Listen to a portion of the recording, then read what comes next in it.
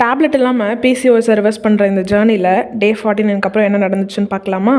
நார்மலாக ஹார்மோன்ஸ் இம்பேலன்ஸ்டாக இருக்கிறவங்க ஃபேஸ் பண்ணுற இஷ்யூஸ் பிசிஓஎஸ் தைராய்டு மட்டும் இல்லை, uterine fibroids, Bartholin cyst, ovarian cyst, fibrocystic breast, endometrial thickening, எண்டோமெட்ரியோசிஸ்ட்னு நிறைய இருக்குது.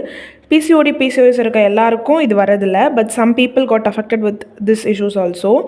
அண்ட் இதில் நானும் ஒருத்தி. எனக்கும் பார்த்தோலின் சிஸ்ட் இருக்குது ஃபார் பாஸ்ட் 2 years. சம்டைம்ஸ் பெயின்ஃபுல்லாக இருக்கும். அது ரொம்ப பெரிய இஷ்யூ இல்லைனாலும் அது வெஜினல் ரீஜனில் வரதுனால we couldn't able to walk properly.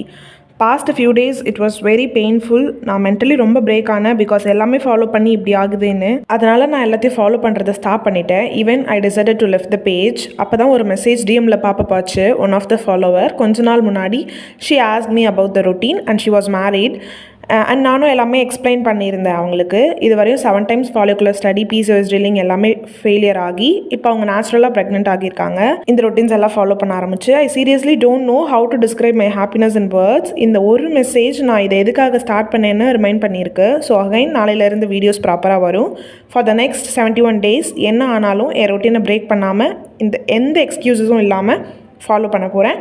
நீங்களும் இந்த ஜேர்னியில் சேர்ந்து பண்ணணுன்னா மறக்காமல் ஃபாலோ பண்ணிக்கோங்க.